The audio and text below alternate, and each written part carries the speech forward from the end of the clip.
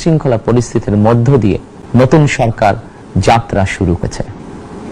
আইন শৃঙ্খলা পরিস্থিতির উন্নয়ন এবং কঠোরভাবে দুর্নীতি নিয়ন্ত্রণের মাধ্যমে জনগণের মনে শান্তি নিরাপত্তা ফিরিয়ে আনাই হচ্ছে আমাদের সরকারের প্রধান অগ্রাধিকার। সারা দেশে জুয়া এবং মাদকের বিস্তারকেও বর্তমান সরকার আইন শৃঙ্খলা অবনতির অন্যতম কারণ বলে চিহ্নিত করেছে।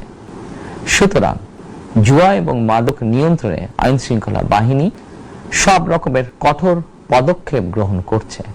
জনজীবনে শান্তি ও নিরাপত্তা নিশ্চিত করতে সরকার সর্বোচ্চ উদ্যোগ গ্রহণ করছে।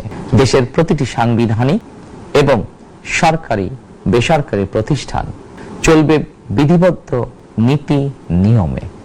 দলীয় কিংবা রাজনৈতিক প্রভাব প্রতিপত্তি অথবা জোর জবরদস্তি নয়, আইনের শাসনই হবে রাষ্ট্র পরিচালনার শেষ কথা। প্রিয় দেশবাসী, আগামীকাল থেকে সারা দেশে শুরু হতে যাচ্ছে পবিত্র মাহে রমাদান। আমি দেশবাসীকে পবিত্র মাহে রমাদানের শুভেচ্ছা জানাই। রমাদান আত্মশুদ্ধির মাস। আমরা যদি আত্মশুদ্ধি শব্দটির মর্মার্থ উপলব্ধি করি তাহলে এই মাসে মানুষের ভোগান্তি বাড়ার কথা নয়। যদিও আমাদের অনেকের মধ্যেই এই মাসটিকে ঘিরে ব্যবসায় অধিক মুনাফা লাভের আপনাদের প্রতি আমার বিনীত আহ্বান, রমাদানের পবিত্রতা রক্ষার্থে এই মাসটিকে আপনারা ব্যবসা মুনাফা লাভের মাস হিসাবে পরিগণিত করবেন না।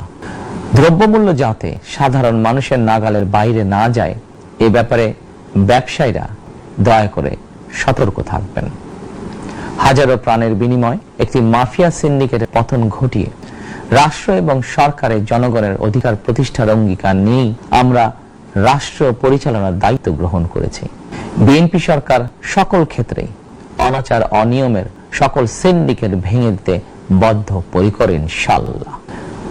ক্ষুদ্র মাঝারি কিংবা ছোট বড় সকল ব্যবসায়ীদের প্রতি বর্তমান সরকারের দৃষ্টিভঙ্গি সহজ এবং স্পষ্ট।